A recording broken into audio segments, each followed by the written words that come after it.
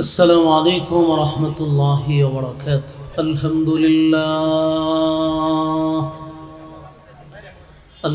لله الأكرم الذي خلق الإنسان وكرم وعلمه من البيان ما لم يعلم فسبحان الذي لا يحصى امتنانه باللسان ولا بالقلم ونشهد أن لا إله إلا الله وحده لا شريك له وأشهد أن سيدنا وسندنا وحبيبنا ومولانا محمدا عبد الله ورسوله أرسله بالحق بشيرا ونذيرا وداعيا إلى الله بإذنه وسراجا منيرا. أما بعد فأعوذ بالله من الشيطان الرجيم.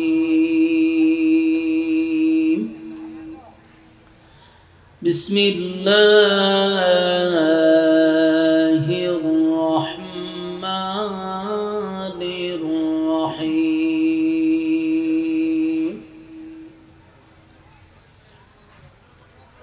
إن الذين آمنوا وعملوا الصالحات كانت لهم جنات الفردوس نزلا خالدين فيها لا يبغون عنها حولا. قل لو كان البحر مدادا لكلمات ربي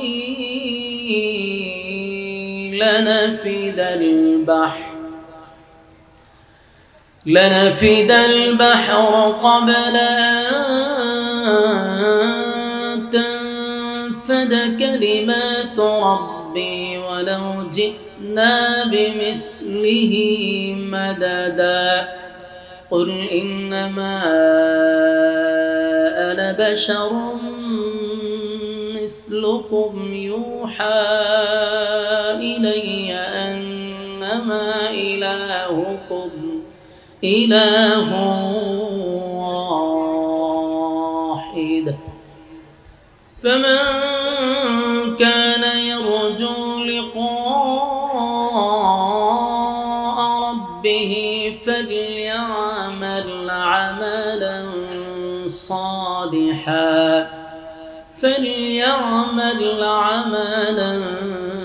صالحا ولا يشرك بعبادة ربه أحدا. صدق الله العظيم.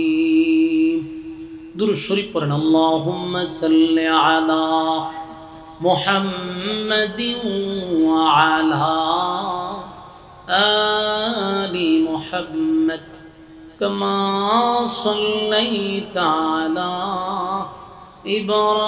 إبراهيم وعلى إنك حميد مجيد. اللهم بارك على محمد وعلى آل محمد كما باركت على إبراهيم وعلى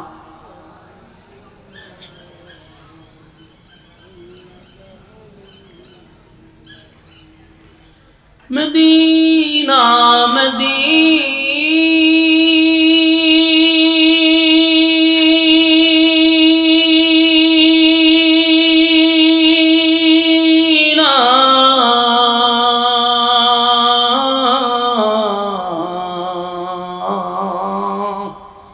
مدینہ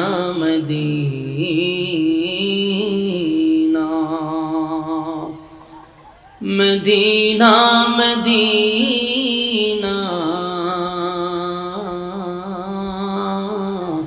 مومنوں کی گنگنا ہے دیدار مدینہ عاشقوں کی تمنا ہے بلغ العلا بکوا حسنت جمیع خصاله صلوا علیہ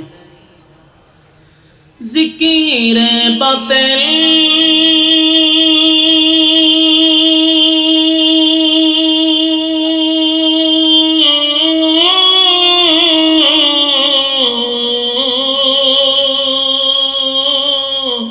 کھو ہٹا دے دل سے رب ذکر میں تیرے لگا دے روز شاب لا الہ الا اللہ لا الہ الا اللہ لا الہ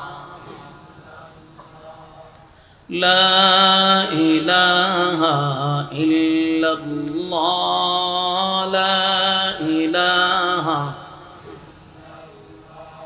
لا الہ الا اللہ محمد رسول اللہ صلی اللہ علیہ وسلم আলহামদুলিল্লাহ আজকের মাহফিলে আলোচনা করেছেন হযরত মাওলানা আবু ইউসুফ মধুপুরী সাহেব হযরত মাওলানা মুফতি শরীফুল ইসলাম সাহেব সহ দীঘার অতিথিবৃন্দ মুআজ্জাজ মুকাররম হযরত উলামায়ে কেরাম উপস্থিত আমার সামনে নওজোয়ান তরুণ যুবক ভাইরা মুরব্বিয়ানে আযম মাইকের আওয়াজ যতটুকু দূরে যায় অবস্থানরত আছেন পর্দানিশী মা ও বোনেরা সকলকে আমার অন্তরন্তস্থল থেকে জ্ঞাপন করছি মুবারক শুকরিয়া আদায় করছি যে রব্বে কারীম আমাদেরকে মুসলমানের এক ক্লান্তি লগ্নে ফিতনা ফাসাদের যুগে অসংখ্য মানুষের মাসকান থেকে যাচাই এবং বাছাই করে নির্বাচিত করে পছন্দ করে মহব্বত করে ভালোবেসে সুস্থ অবস্থায় দ্বীনি একটা মজলিসে আলেমদের সহবতে কোরআনের কথা শ্রবণ করার উদ্দেশ্যে যারা আসছেন বসছেন আমরা আসতে পেরে এবং বসতে পেরে খুশি এই জন্য শুকরিয়া আদায় করছি আলহামদুলিল্লাহ লক্ষ কোটি দুরুদ এবং সালাম আল্লাহর সৃষ্টির প্রধান আকর্ষণ জনাবে মুহাম্মদুর রাসূলুল্লাহ সাল্লাল্লাহু আলাইহি ওয়াসাল্লামের সম্মানিত সুধী রাস্তা ঘাটে দোকান পাটে মেলাতে অসংখ্য ইয়ং ছেলেরা রাস্তায় বেহুদা সময় নষ্ট করতেছে দোকান পাটে আড্ডায় ব্যস্ত রাস্তাঘাটে গল্পতে ব্যস্ত বেহুদা অনর্থক সময়টুকু যারা অপচয় করতেছেন বিনয়ের সাথে বলবো আগামী কাল পর্যন্ত যদি বেঁচে থাকি আজরাইল যদি সামনে না আসে আর বাচ্চা থাকি তাহলে আড্ডা মারারও সুযোগ আছে গল্প করারও সুযোগ আছে বেঁচে থাকলেও আগামী কাল এই মাহফিলটা থাকবে আগামী কাল বেঁচে থাকলেও এখানে বসতে পারবেন বিবেকবান ওই ব্যক্তি যারা সময়টা কাজে লাগায় এই মেলাতে গিয়ে দেখেন অর্ধেক মাইয়া অর্ধেক খোলাবান আর মাইয়া যেখানে থাকবো ফুলাফান কি কিনতে আইব নি, গুড় গুড় ঘুরে দেখবেন ভিজালি উদুদি ঘুরতেছে, কোনো কাম কাজ নাই, কিছু কিনেও না খায়ও না, খালি ঘুরে খালি ঘুরে। এই জন্য মেলা সেলা না থাকাটাই ভালো। সমস্ত মাইয়াফান যেখানে থাকে ফুলাফান এখান থেকে আড়ায় না, কি এর ওয়াজ শুনতো হে, তখন আলাদা জগৎ আছে, ভাবও আছে, যে কি ভাবও আছে। নাইলে তুই বাড়ির থেকে বাইরিস, মা বাপরে কইছে আমি ওয়াজও যাবো, মা বাপে মাথার টুপি দিয়ে 50 টাকা পকেটও দিয়া দিছে, যা ওয়াজও যা। হে আইয়া সেরে এখানে ভ্রমর দেখছে, এখন গুন গুনাইতেছে হে। আল্লাহ এদারে হেদায়েত দান করো। প্রায় মাহফিলে ঝামেলা, ওই মহিলা প্যান্ডেল দেখ আছে একটা, সব দিকে খালি এটার পিছে তাহলে ঘুরে, চতুর্দিকে খালি ঘুরে। কত বড় অসভ্য। আইসো তো ওয়াজ শুনতি, মা বাপরেও দুঃখা দেয়, নিজেরও দুঃখা দেয়, ঠিক নেই? এই জন্য মেহরবানি কইরা ইয়ং যে ফুলাফান গুলা আপনারা প্যান্ডেলের ভিতরে এসে পড়েন, ঘুরাঘুরি বাদ দেন। আপনারা এখন ঘুরলেও এখন যে কথা আমি কইছি মানছে আপনারা ভাই ছায়া থাকবো, যে ওই দেখো যে হুজুরের কথা ঠিক ঘুরতেছে, ইজ্জতিটাও শেষ হইব। এই জন্য প্যান্ডেলের ভিতরে আওয়ান হইল ইজ্জতের ব্যাপার, সেবার এখন কতক্ষণ আছেন একরকম মনে হচ্ছে ইজ্জতের ব্যাপার। প্যান্ডেলের ভিতরে আওয়ান ছাড়া বেজ্জতি, অন ছাড়ার কোনো উপায় নেই। আইলে ইজ্জত, না আইলে বেজ্জতি। হুদুদি ঘুরায়, আপনি বিশ্বাস না লেগে দেখেন না, খায় না, 5 টাকাটা কিনলে এখানে কতক্ষণ ঘুরাইবে, এই দোকানও যায় কতক্ষণ, এই দোকানও যায় কতক্ষণ, এখানে কতক্ষণ বয় হোক না, এর ভিতরে শান্তি নাই তো, অশান্তি ভিতরে, এক জায়গাত বয় না, খালি ঘুরায় খালি ঘুরায়, অশান্তি আর অশান্তি। এখানে যারা বইছেন আপনার ভিতরে শান্তি আসেনি, এইখানে খুব শান্তি, কিন্তু যতটা ঘুরাইতেছে দেখেন ভিতরে শান্তি নাই, উদাস হয়ে গেছে ভিতরটা, কি করব কি না। যার পিছনে ঘুরতেছে এতেও চায় না, আরো যন্ত্রণাত আছে। আল্লাহর হেদায়েত দান করো। আয়ো আয়ো ভিতরে এখানে বল শান্তি। নাযালাত আলাইহিমুস সাকিনা, উপর থেকে সাকিনা রহমত নাজিল হবে। প্যান্ডেলের ভিতরে না বাইরে, ভিতরে। আর বাহিরে ঠান্ডা ভরার সম্ভাবনা আছে, এই জন্য এটার ভিতরে নিরাপদ। যতক্ষণ এখানে থাকবেন গুনাহ হবে না, এটাই সম্ভব। প্যান্ডেলের বাহিরে গেলে গুনাহ হবে, এইটাও সম্ভব। আমরা প্যান্ডেলে চলে আসি মোনাজাত পর্যন্ত, মানে মোনাজাত পর্যন্ত আপনারা যে থাকবেন, এটার একটা নিয়ত করা দরকার না? এই নিয়তে একটু হাত তুলেছেন দিকে লই। আমি কিন্তু উসাদ বসা, আমি দেখি শেষ পর্যন্ত হাত তুললে এখন বলে ইনশাআল্লাহ, এরে অনেকটি আটলাম ইনশাআল্লাহ হইতে যায়, আমি সব দেখি তো, বলেন ইনশাআল্লাহ। মোনাজাত পর্যন্ত আমরা থাকবো, লড়াচড়া নাই। আতুড়ান আতুড়া এখন ইনশাআল্লাহ। ওয়াদা কইরা যে কি ফেসো বালাইছি এটা জানেননি? বলুন তো, ওয়াদা বড় খেলাপ করা কি? মুনাফিকের খাসলা। আমরা যদি এখন এখান থেকে উড়েন, তা আমি বলবো কে যায়, সবাই বলবেন মুনাফিক যায়, থাকবো নি ইজ্জত? থাকতো না। লেগিয়া ওয়াদা দেলাইছেন, আমার উড়ন যেত না। প্রত্যেকটা মানুষের সাথে কিন্তু শয়তান থাকে, এটা জানেন নেই? মনোযোগ দেন, কথা কয়েন না, কথা কয়েন না, আশেপাশে কথা কয়েন না, আল্লাহর হস্তে খুব মনোযোগ দিয়ে শুনেন। প্রত্যেকটা মানুষের সাথে কি থাকে? সাউন্ড ডাবে কেন? সাউন্ড আছে? সাউন্ড ডাবে ঘটনা কি? ফ্যান্ডেলে সাউন্ড থাকবো, সাউন্ড বক্সে সাউন্ড দেন। ওই যে ইয়ে আছে না, বক্স বক্স নাই, আপনার সাউন্ড ফান নেই। আল্লাহ আল্লাহ, উপায় থাকতো না, বই দিলাম। সাউন্ড বাড়ান, সাউন্ড বাড়ান, ফ্যান্ডেলে সাউন্ড দেন। ফ্যান্ডেলে ধুমা উঠতেইব, ধুমা উঠতেইব। সাউন্ড বাড়ান, সাউন্ড বাড়ান। আপনি কি আমার ফোন আর কেউ আছে যে মোর্চামুর্চি করতেন? ফুল ভলিউমে দিয়ে রাখেন। ইউনিটের চিন্তা হলে ব্যবসা লাল বাতি জ্বলবো, কথা বলছেন? এমনই চিন্তা হলে আপনার ব্যবসা লাল বাতি জ্বলবো। বলাকা হয়ে দিলাম, বলাকা মাইক। বালা হইলে শেষে কইয়া যাবো যে না মাইকটা বালা, আর বালা না হইলে লাল বাতি ধরাই দিয়া যাবো। জলদি করেন, জলদি করেন। এমনি তো আলেম মানুষ, সেরা সুরত বালা, প্রশংসা করতাম। এখন আপনারা আওয়াজ না পেলে কেমনে করুন? এখন আয়নি কিছু আওয়াজ, পুরা গরম নেই। হ্যাঁ টেলে ঠিক আছে। আরো বলে লাগবো, আরো বাড়ান, এই বাড়াইতে তাই। অতদিন হইতাম আমি বাড়ান, এখন সুতারাই হয়ে বাড়াইতো। বলুন, প্রত্যেকটা মানুষের সাথে শতান তাহনি, আপনার সাথে আসেনি? স্বীকার করছেন? আমার লোকেও আছে। প্রত্যেকটা মানুষের সাথে শয়তান থাকে, আপনার সাথে আছে, আমার সাথেও আছে। কিন্তু দ্বীনি মজলিসে যখন আপনি বসেন, শয়তান আর বসতে পারে না। তখন হে কই যা, বাড়ির জায়গা। প্রত্যেকটা মানুষের সাথে শয়তান থাকে, কিন্তু আপনি এখানে বসলে সেইখানে বসতে পারে না, কিন্তু আপনার তৈ আসে যায়ও না। প্রত্যেকটা শয়তান প্যান্ডেলের বাইরে খাড়া আছে, আপনারটা আপনার বাইরে রয়েছে, লড়েও নাই যে আমার সাথে লোক এখানে বইল কেন, এটা ভিতরে তার জ্বালা, সে যায় না, প্যান্ডেলের বাহিরে সে দাঁড়ায় আছে। ওখান থেকে আপনারা রিমোটে কন্ট্রোল করে আপনার এখানে ভিতরে ওসওয়াসা তৈরি করে। দেখবেন মনের মধ্যে একটা ওসওয়াসা আসবে যে হুজুর খালি শুরু করছে, সময় তো আছে, আমি দুইটা টান দিয়ে আয় পড়ব। টান বুঝছেন নি, এটা যার অভ্যাস আছে এর ভিতরে করবে, দুইটা টান দিয়ে আইতে পারো, খালি হুজুরে শুরু এনে করছে। বিভিন্ন ওসওয়াসা আপনাকে দিবে, তখনই বুঝবেন যে আপনার ভিতরে কিন্তু রিমোটে কন্ট্রোল হচ্ছে। আর যখন দেখবেন কেউ উঠে গেছে গা, বুঝবেন হেরে বর করে রয়েছে, কি করছে, বর করছে। যদি এখন কেউ উঠেন তে আপনারা দেখবলে মানুষ বলে মাশাআল্লাহ তাই বর করছে, ইজ্জত কিন্তু থাকতো না, মান সম্মান তো সার কাজ দেখবো মানছে যে মাশাআল্লাহ তাই বর করে নিয়েছে, উড়ন যেত না। বসেন, আপনারা এখানে মাহফিল আইছি 10:30টায়, উড়াইছেন একটু দেরি করিয়া, ঠিক না, আধা ঘন্টা বসছি। তা আমার টাইম হলো 6 তারিখ পর্যন্ত। এখন যদি 7 তারিখ যায়, 2 দিন ওয়াজ করে কোনো অসুবিধা আছে? আমার তো টাইম হইল একদিন, 6 তারিখ পর্যন্ত, কিন্তু ওয়াজ যদি 2 দিনও জাগা, এটা আপনার বোনাস। আমার কাছে আপনারা 7 তারিখে পাওনা না। এখন আপনার মনোযোগের উপরে আমি আলোচনা করব, রাজি আছি ইনশাআল্লাহ? আল্লাহ কবুল করুক, আমিন। আমি আপনাদের সামনে সূরা কাহফের একেবারে শেষ অংশটুকু তেলাওয়াত করছি। এই আয়াতগুলির মধ্যে আল্লাহ রাব্বুল আলামিন 2টা শর্ত দিছে এবং একটা সুসংবাদ আমাদেরকে শোনাইছে। বলুন তো দেখি শর্ত কয়টা? সুসংবাদ এইভাবে আওয়াজ দিবেন, দিলে কথা বলতেও ভালো লাগবে, আর আপনারা ওয়াজটা বাড়িতে নিয়ে যেতে পারবেন।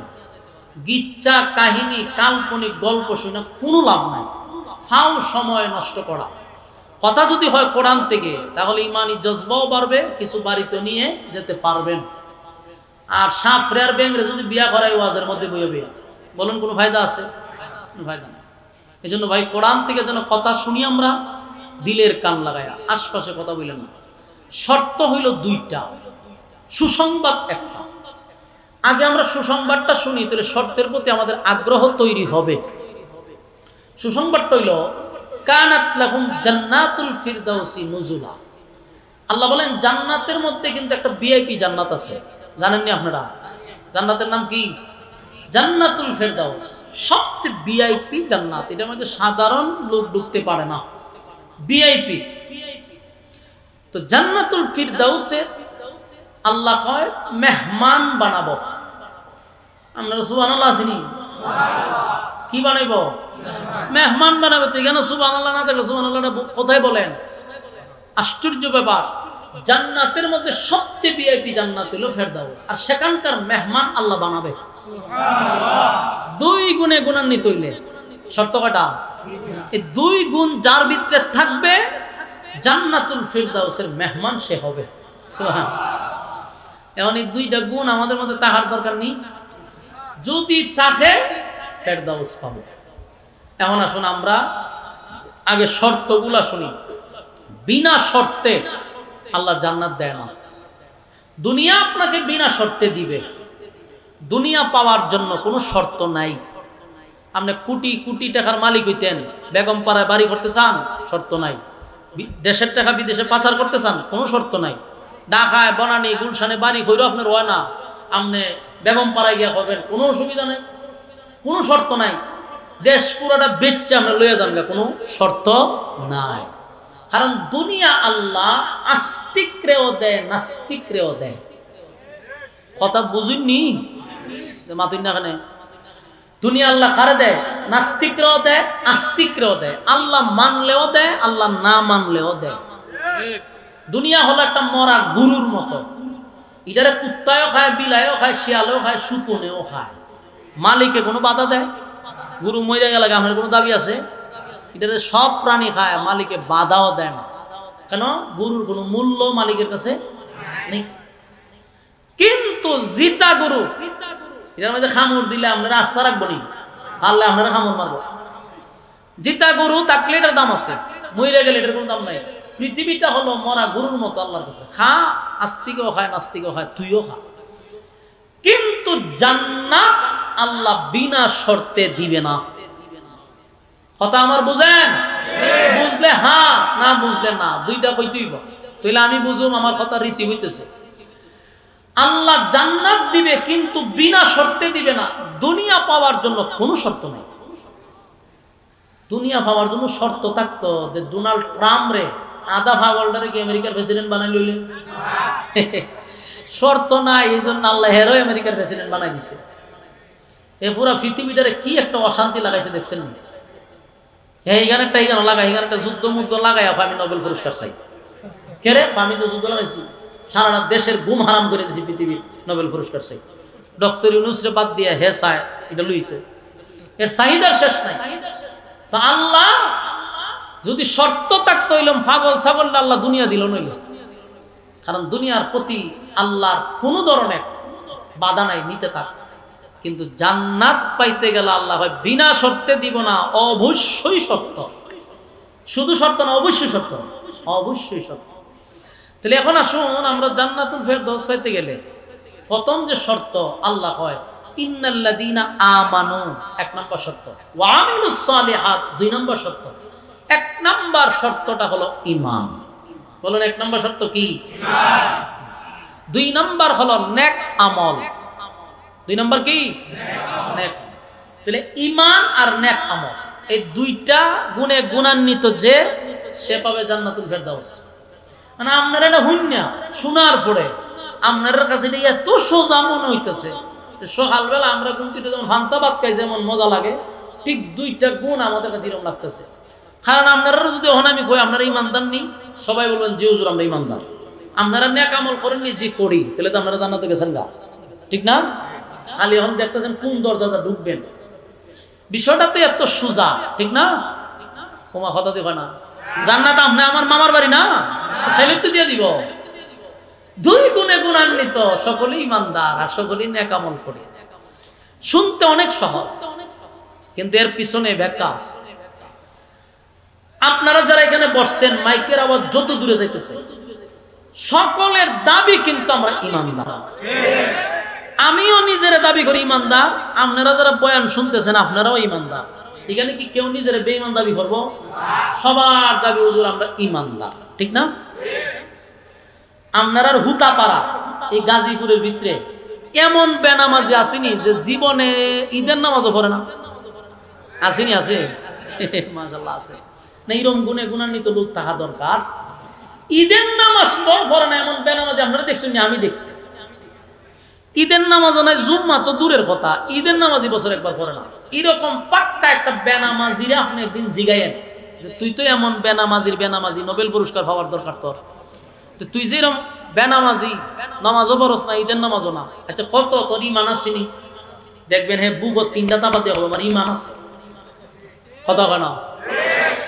নামাজ যে পড়ে না বেনামাজি, এর আপনি জিগায়েন তাহলে তুই তুই নামাজ পড়স না, তোর ইমান আছে। নামাজ না পড়লে কি তুই ইমান আছে? তুই ঠিক নেই। তাহলে এখানে কি পাইলেন? আপনারাও দাবি করছেন ইমানদার, বেনামাজিও কয় আমার ইমান আছে, সে দাবি করছেনি। তাহলে বেনামাজিরও দাবি সে ইমানদার। সুদকুর আছেন আপনার এলাকা? সুদ করতে হয় বেশিরভাগ চাকরিজীবী যারা করে, এরা সুদ যারা খায়। তো সুদকুররা আপনি জিগায়েন, আরে ঘুষকুর, ঘুষকুর হলো চাকরিজীবী, আর সুদকুর হলো গ্রামেও লাগায়নি। গ্রামে টেকা লাগাই আর লঙ্গি উপরে তুললা দেখবেন আটে খালি বেড়ার মতো, মাস শেষে টেকা তুলতো, কোনো কাজ নাই, লাভ আসে তুল্লা খায়, এরার নাম হলো সুদকুর। এরকম একটা সুদকুর আপনি জিগায়েন তো বলে ইমান আসেনি, সেও কথা দিয়ে হবে সুদ খেলে কি দিচ্ছে আমার ইমান ফাঁকা আছে। কথা কানা ঘুষকুরে জিগাইলে ঘুষ খাইলে কি তুইছে ইমান আছে? আমি একবার এক মাজারও গেছি, মুকুশ লাগাইয়া, শীতের দিন তো ভাগরি দিয়ে মাথাও তো ঘুরছি, ঘুরে গেছি। ওই মাহফিল আছেন আশেপাশে, কই যায় একটু বৃত্তিকা ঘুরে, এমনি তো আমার ছিল উপায় নাই। তো মুহুক বাইন্দা গেছে আমার বন্ধুর সাথে, গিয়া দিই একটা জায়গা 8-10 জন বই রয়েছে, ইডি আবার ইটা টানে, মানে ধুমা উঠতেছে, মুস হলুদ হয়ে গেছে। আমরা এখানে বইছি, বইয়া দিহি মা বউ দুমায় আমদারি হয়েছে। জিগাইলাম এটি যে খান ইমান আসেনি, এমন একটা লারা মারছে, ইমান ছাড়া এখানে বই দিছি, ইমান আছে দিকে তুই খাইতেছে, কারণ এটা খাইলে বলে আর বাবা যাবে। এই বেচারা তো কইছে আমার ইমান আছে, আমি আসতে করে উঠে পড়ছি যে সব বনাস আমার ওয়াজের একটা টপিক পাইছি আমি। এ যদি নিজের ইমানদার দাবি করে তার বেনামাজি তো দাবি করতো। তাহলে আমার এই ছোট্ট জীবনে আমি যা দেখলাম, কেউ নিজের বেঈমান দাবি করে না। আপনারা আমার কথা একমত নেই? তাহলে আমরা এতক্ষণে কি পাইলাম? বেনামাজিও কয় আমি ইমানদার, জেনাকুর যে জেনা করে সেও কয় আমি ইমানদার, সুদ করেও কয় ইমানদার, ঘুষ করেও কয় ইমানদার, সাদাবাজি যে করে হেও কয় আমি ইমানদার, জুলুম যে করে মানুষের উপরে হেও কয় আমি ইমানদার। তাহলে সব শ্রেণীর মানুষের দাবি হইল আমরা ইমানদার। এখন আসেন, টুপিওয়ালাও হয় ইমানদার, দাড়িওয়ালাও হয় ইমানদার, বক্তাও হয় ইমানদার, শ্রোতাও হয় ইমানদার, নেতাও হয় ইমানদার। দেখবেন নেতার পিছনে স্লোগান দেয় অমুক ভাইয়ের চরিত্র ফুলের চেয়েও আরো বেশি পবিত্র। আরে বাপরে বাপ, বাপরে বাপ, বাপরে কি পরিমাণ পবিত্র হয়েছে শরীরটা। এই বেচারারও ইমান আছে, জনগণেরও ইমান আছে, তাহলে বেঈমান তার কেউই না। কথা হয় না দি? সবার ইমান আছে। এখন আসেন মূল কথা, জ্বর উঠে না আপনার গ্রাম মানুষে? জ্বর উঠে না?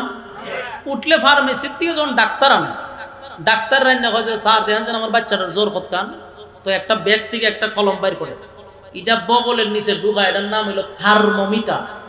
এটার নাম কি? থার্মোমিটার। এটা বগলের নিচে ঢুকাইয়া কতক্ষণ রেখে দেয়, কিছুক্ষণ পরে এটা টান দেয়া বাইর করে, বাইর করে হয় 160, সব বনাশ হয়েছে জ্বর। এই যে মেশিনটা দিয়ে মাপলো, এটার নাম কি? থার্মোমিটার। আচ্ছা কন্ত দেখি, আল্লাহ যদি ইমান মাভার মেশিন দিত, ইমান মাভার মেশিনটা যদি দিত, তাহলে আমি বক্তা ওয়াজ করার আগে স্টেজে উঠলো পরে সভাপতি ওয়াজ তো করবেন, পরে আগে বগলের নিচে একটু আলগি দেন, আলগিটা দিলে আমার এখানে ঢুকাই দিত একটা কাটি, কতক্ষণ ডাকে হতো যে কোনো রকম সহ্য ধরে খারিতে খান, খারিয়ে থাকা ঠান্ডা বের করে তুজুর ইমান দি জিরো। আপনি দেখছেন ওয়াজ করতেন, ইজ্জত লইয়া যাইবেন না বেজ্জত হয়ে যাইবেন?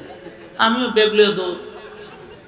যখন কোনো ফিরাই তো মুরিদ করবার লাগে হয়তো জোর মুরিদ হুমু পরে আগে বগলে নিচে ডালকি দেন, এই ফিরের ভিতরে তো ঢুকাই দিত একটা, ঠান্ডা বের করে দেখতো জিরো, হয়তো জোর আইজেন মুরিদ করতেন, আমি দিমান জিরো ধরা খাইতো নি।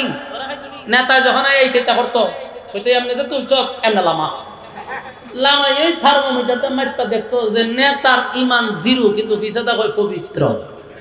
স্লোগান আছে কি? অমুক ভাইয়ের চরিত্র ফুলের চেয়েও পবিত্র, কিন্তু মিঠারে কয় জিরো। তোর মানছে হয়তো বেড়া নিজের পবিত্র, কিন্তু তোর ইমান জিরো, ইজ্জত থাকতো নি। আল্লাহ যদি থার্মোমিটার ফাটাইতো, সাধারণ জনগণ তো ধরা পড়তই। এই দেশে কত টুপিওয়ালা ধরা পড়তো, এই দেশে হাজি সাবরা ধরা পড়তো, নেতায় ধরা পড়তো, ফিরে ধরা পড়তো। বাস্তব না বাস্তব? আল্লাহ ফাটাইলো না কেরে? আল্লাহ পাঠাইছেন এই জন্য যে বান্দা আমি তোর শুধরানোর জন্য সুযোগ দিলাম, তোর ইজ্জত আমি, তোর আখাম কুখাম আমি মানুষের সামনে প্রকাশ করলাম না, আমি তোর স্নেহের চাদর দিয়া ঘুরে রাখলাম। নিজে শুধরাইয়া যা, নিজে ভালো হয়ে যা, তোর ভিতরে কি আছে এটা তুই ভালো করে জানাস। মহতা হই না দিই আপনি কত বড় আজি সাহেব এটা আমি কত বড় বক্তা এটা আমি জানি, আপনারা জানেন। তাহলে আল্লাহ প্রত্যেকের ভিতরে একটা অবস্থান তৈরি করে দিছে, তুই নিজে জানাস তুই কতটুকু ভালো মানুষ। সুতরাং শুধরায়া যা, মিশিং ফাটাইলাম না। যদি মিশিং ফাটাইতো ইজ্জত থাকতো না। কথা কই না দি? ইমানদার আমরা যেভাবে বুক ফোলা বলছি আমরা ইমানদার, এইভাবে বুক ফোলা হইতে পারতে হওয়া সম্ভব ছিল না। তাহলে আমরা যে নিজের আর ইমানদার দাবি করে বসে রয়েছি, এটা শুধু আমাদের দাবি, বলুন আমাদের কি? কিন্তু কাজের বেলায় ইমান, কারণ আমরা যেই তাদের ইমানদার, সকালে ঘর থেকে বাহির হইলাম ইমান নিয়া, বিকালে ঘরে ফিরি বেঈমান হইয়া। অথচ ইমানদারের জন্য আল্লাহ সুসংবাদ দিছে, তোর ভিতরে যদি ইমান থাকে ফেরদাউস পাবে, ইমান থাকে নেক আমল থাকে। এখন আসুন ইমান আসলে কি এটা একটু বুঝাই দিই। ইমান হলো একটা অ্যাকাউন্ট, বলুন ইমান হলো একটা। আমনের যদি আপনি 1 লাখ টাকা লয়ে গেছেন ব্যাংকে, গিয়া বলছেন স্যার আমার 1 লাখ টাকা জমা দেন, বললো আপনার অ্যাকাউন্ট নাম্বার বলেন, বলে আমার অ্যাকাউন্ট নাম্বার নেই, টাকাটা জমা রাখবো। কথা বল না, আপনারা কি সুস্থ করব না অসুস্থ করব? পাগল হইব। হ্যাঁ বেটা অ্যাকাউন্ট নাই টাকা জমা রাখবো কোথায়? বলে যেখানে মনে হয় তোরা হ্যাঁ হইব নি। আপনার যদি ইমান না থাকে নামাজটা রাখবেন কো? ইমান তো অ্যাকাউন্ট। ইমান থাকলে না নামাজ, রোজা, হজ, যাকাত, ওয়াজ, মাহফিল সব ইমান থাকলো। আমার কথা মনে বুঝাইতে পারতেছেন? ইমান যদি না থাকে তাহলে নামাজটা যাইব কো? অ্যাকাউন্টই তো নাই, জমা থাকবো কো? এই জন্য মূল হলো ইমান। ইমান থাকলে নামাজ, রোজা, হজ, যাকাত যা আছে ঢুকবে অ্যাকাউন্টে। তো এই জন্য ইমান হলো সবচেয়ে গুরুত্বপূর্ণ একটা মানুষের জন্য। আল্লাহর পক্ষ থেকে সবচেয়ে বড় নিয়ামত হলো বান্দার জন্য যে আল্লাহ আমরা ইমানদার বানাইছে। কিন্তু এটা দাবির বেলায় নয়, কাজের বেলায়। বলুন দাবির বেলা না কাজের বেলা? এই জন্য প্রত্যেকটা মানুষ যখন আপনি ইমানদার দাবি করবেন, লিখে রাখেন আমার কথাগুলি, ইমানদার দাবি করলে ইমানের পরীক্ষা আসবে। বিনা পরীক্ষা আল্লাহ আপনাকে জান্নাত দিবে না। এটা বুঝেন না কেন? বলুন বিনা পরীক্ষায় জান্নাত দিব না? বিনা পরীক্ষায় জান্নাত পাবেন না। পরীক্ষায় উত্তীর্ণ হলেই আপনাকে আল্লাহ ফেরদাউস দিবে। আপনি মনে করতেছেন এইভাবে এত সোজা? দুনিয়াতে একটা গুলশানে যদি কেউ বাড়ি দেয় আপনারা বানাইয়া এমনি দাঁড়াইব আপনারা? একটা দলের পক্ষ থেকে যদি একটা প্ল্যাটফর্ম, দলের জন্য আপনাকে কতটুকু কুরবানি করতে হবে, এরপরে না আপনি কিছু একটা পাইতেন, কথা হয় না? আর আপনারে এই পৃথিবীর 10টা পৃথিবীর সমান একটা জান্নাত দিব এমনি খাও দাও ফুর্তি করো দুনিয়াটা মস্ত বড় স্লোগানের মাধ্যমে না। আল্লাহ বলেন ঈমান আনো ওই মানুষদের মতো। আল্লাহ কোরআনে বলেন আমিনু কামা আমানান নাস, আমিনু কামা আমানান নাস, ঈমান আনো ওই মানুষদের মতো। আল্লাহ বলছেন ওই মানুষ বলতে আল্লাহ কি বুঝাইলো, কি বুঝাইতে চাচ্ছে? আমিনু কামা আমানান নাস, ঈমান আনো ওই মানুষদের মতো যারা ঈমানের পরীক্ষায় উত্তীর্ণ হয়েছে, যারা দুনিয়ায় থাকতেই জান্নাতের সার্টিফিকেট পাইছে, তাদের মতো ঈমান আনো। তার মানে আমিনু কামা আমানান নাসের ব্যাখ্যা হলো সাহাবায়ে কেরাম। কথা কয় না? আমিনু কামা আমানান নাস এর ব্যাখ্যা হতে পারে ফেরাউনের বউ আসিয়াও হতে পারে। আসিয়াও ঈমানের পরীক্ষায় উত্তীর্ণ হয়েছে। আমিনু কামা আমানান নাস এর ব্যাখ্যা ফেরাউনের দাসী হতে পারে। আমিনু কামা আমানান নাস এর ব্যাখ্যা আব্দুল্লাহ বিন তামের হতে পারে। উনিও ঈমানের পরীক্ষায় উত্তীর্ণ হয়েছে। তার মানে হলো যারা ঈমানের পরীক্ষা দিয়া ফার্স্ট ডিভিশনে পাস করছে, তোমরা ওই মানুষদের মতো ঈমান আনো। আমার যুবক ভাইরা, মুখে মুখে দাবি করলাম আমি ঈমানদার, কিন্তু আল্লাহর থার্মোমিটারে মালিক জানে বান্দা তোর ঈমানটা জিরো। তুই নিজের দাবি করস ঈমানদার। শীষ দেয়, শীষ দেয়, শীষ বন্ধ করে, নয়েজ বন্ধ করে। আমিনু কামা আমানান নাস ওই মানুষদের মতোই তোমাকে ঈমান আনতে হবে। যারা ঈমানের পরীক্ষা দিছে তাদের মতো ঈমান আনো। শুধু মুখে মুখে স্লোগান দিয়া ঈমান হয় না। সাহাবায়ে কেরাম ঈমানের পরীক্ষা দিছে রে, ঈমানের এত পরীক্ষা দিছে যে মালিক খুশি হইয়া আমার নবীরে জানাইছে, বন্ধু আপনার সাথী সঙ্গীদের ঈমানের পরীক্ষায় আমি আল্লাহ এত খুশি, এত খুশি, তাই আমি জান্নাতে নেওয়ার আগেই আমি জানায়া দিলাম ওই লোকটা জান্নাতি, ওই লোকটা জান্নাতি। নবীও জানাই দিছে তুমি জান্নাতি, তুমি জান্নাতি, তুমি জান্নাতি। জোরে জোরে কোন সুবহান। ঈমানের পরীক্ষায় তারা পাস করছে। ঈমানের পরীক্ষায় পাস করার কারণে দুনিয়াতে সার্টিফিকেট পেয়ে গেল। আর ঈমানের পরীক্ষা আমাদের উপর আসবে। যদি আমি সত্যিকারের ঈমানদার হই তাহলে পরীক্ষা আসবে। আর আমরা কেন আসে না? তার কারণ হলো আমরা ঈমানদার হতে পারি নাই রে। ঈমানদার হতে পারি না, এই জন্য ঈমানের পরীক্ষা আসে না। পরীক্ষা তো তাদের জন্যই আসে যারা ক্লাসের ছাত্র। কথা হয় না? ক্লাসের বাহিরে কার পরীক্ষা হয়? আপনি যে ক্লাসে পড়বেন ওই ক্লাসের ছাত্রের উপরে পরীক্ষা হয়। ক্লাসে যে পড়ে না, যে টুকায়, যে হিরঞ্চি, আর কি পরীক্ষা হয়? আল্লাহ বলেন যে ঈমানদার আমি তার পরীক্ষা নিব। ঈমানের বাহিরে যারা পরীক্ষার দরকার নাই, এটা তো ছাত্রই না। কথা হয় না? আমিনু কামা আমানান নাস, ঈমান আনো ওই মানুষদের মতো। আমি গাজীপুরের ভাইদেরকে বলি ঈমান আনতে হবে ওই মানুষদের মতো, মুখে মুখে স্লোগান দিলে হবে না। সাহাবীরা ঈমানের পরীক্ষা দিছে। কেমন পরীক্ষা দিছে? কোন সাহাবীদের বুকের উপরে পাথর রাখছে, আর উপর দিয়া শাবক দিয়া বাইরে যা কয় ঈমান ছাড়বি না জীবন দিবি? সাহাবীদের একটাই উত্তর, জীবন দিব কিন্তু ঈমান দিব না। আমরার বুকের উপরে কি পাথর দেওয়া লাগবো? আমরা কি ভিড়ানি লাগবো? আমরারে 5 টাকা দিয়া রং চা খাওয়াইলেই ঈমান ছেড়ে দেই। বিশ্বাস হয় না? 5 টাকার রং চার কাছে আমাদের ঈমান বিক্রি হয় রে। এই যে একটা ইলেকশনের মৌসুম আসছে, এখন কত মানুষের ঈমান 500 টাকা গুড়ায় বিক্রি হবে, কত মানুষের ঈমান রং চার কাছে বিক্রি হবে। বিভিন্ন শাসটলে গিয়া দেখেন এখন খুব জমজমাট রমরমাট। শাসটল গোলাতে মানুষের আনাগোনা বেশি। কতক্ষণ পরে পরে প্রার্থী যায়, কেউ গুরু মার্কা গিয়া হয় আমি গুরু আইছি, আমারে ভোটটা দিবেন, সবাই রংসা খাওয়া। জনমের মতো রংসা খাওয়ার পরে কয় বুট আপনার এই দিনও চিন্তা করেন না। গুরু মার্কায় খুব খুশি, গুরু মার্কা চলে গেছে। কিছুক্ষণ পরে বৈশ মার্কাইছে, বৈশ মার্কায় কয় আমি বৈশ, আপনারা ভোট কারে দিবেন? সিদ্ধান্ত হইছে না রংসা না দুধ চা খাওয়া। জনমের মতো দুধ চা খাওয়াইছে, সবাই এক বাক্যে বলছে বুট তো আপনারই দেওয়ার লাগে। বৈশ মার্কাও খুশি। কিছুক্ষণ পরে আবার ছাগল মার্কাইছে, ওই দিন বর করছে, ওই দিন বর করছে, ওই দিন বর করে লিছে। এরারে ফু দেন, আস্তাগফিরুল্লাহ করে ফু দেন, আয়াতুল কুরসি করে ফু দেন, বর করে লিছে। আল্লাহ বলেন ঈমানের পরীক্ষা হবে। বলুন তো দেখি আমাদের সমাজে এই সিস্টেম আছে না নাই? গুরুর চা খাইয়া গুরু মার্কারে ভোট দিয়া দিছে, রং চা খাইয়া বৈশরে ভোট দিয়া দিছে, আর ছাগল মার্কায় গিয়া কফি খাওয়াইছে, এখন ছাগলে ভোট দিয়া দিছে। বলুন ভোট কয়টা দিছে? কয়জন রে? ঈমান আছে না গেছে? এই সিস্টেমের মানুষ গাজীপুর আছে। তাহলে বাংলাদেশে আমাদেরকে বুকের উপরে পাথর তোলার দরকার নাই, চাবুক দিয়া মারারও দরকার নাই। যেই জাতির রং চা খাওয়াইলে ঈমান বিক্রি করে, এর উপরে কিসের পরীক্ষা? এটা তো কোন ক্লাসের ছাত্রই না, এর কি পরীক্ষা নিতে? আর ঈমান আছে এটার কোনো গ্যারান্টি আছে? তো ক্লাসই পড়তে হইছে না, আর কি এর পরীক্ষা? এই জন্য ঈমানের পরীক্ষা হবে তাদের উপরে যারা ঈমানের উপরে অটল।